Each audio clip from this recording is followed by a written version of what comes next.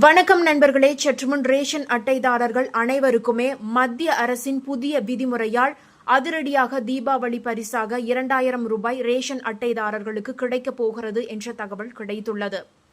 அதாவது இந்த ஆண்டு டிசம்பர் மாத இறுதிக்குள் அமலுக்கு வரவிருக்கும் புதிய விதிமுறைகள் ரேஷன் விநியோக முறையில் ஒரு பெரிய மாற்றத்தை ஏற்படுத்தும் என எதிர்பார்க்கப்படுகிறது.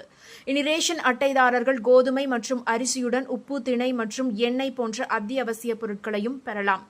தற்போது ஒரு நபருக்கு 5 கிலோவாக வழங்கப்படும் உணவு தானியங்களின் அளவை 7 கிலோவாக அதிகரிக்கவும் திட்டமிடப்பட்டு உள்ளது. அனைத்து பயனாளிகளும், அதாவது ரேஷன் பயனாளிகளும் KYC சரிபார்ப்பை முடிப்பது கட்டாயம்.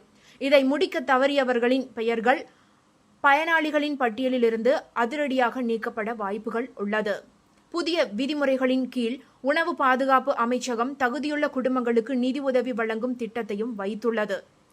அதாவது 2020ஆம் ஆண்டு தமிழக அரசு தீபாவளி பரிசாக ரேஷன் அட்டைதாரர்களுக்கு ரூபாய் 2000 வழங்க ஆலோசித்தது.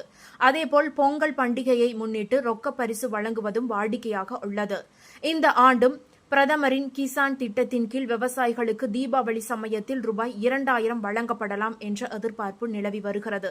இதேபோல் ரேஷன் அட்டைதாரர்களுக்கும் தீபாவளி பரிசாக ரூபாய் 2000 ரொக்க பரிசு கிடைக்குமா என்ற எதிர்பார்ப்பு மக்கள் மத்தியில் எழுந்துள்ளது.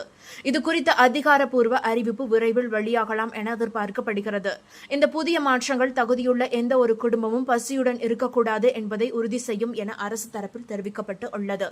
இந்த தகவல் உங்களுக்கு பயனுள்ளதாக இருந்தால் மறக்காம இந்த ஷார்ட்டை லைக் பண்ணி உங்களுடைய ஃப்ரெண்ட்ஸுக்கும் ஃபேமிலிக்கும் ஷேர் பண்ணி விட்டுருங்க மக்களே. நன்றி.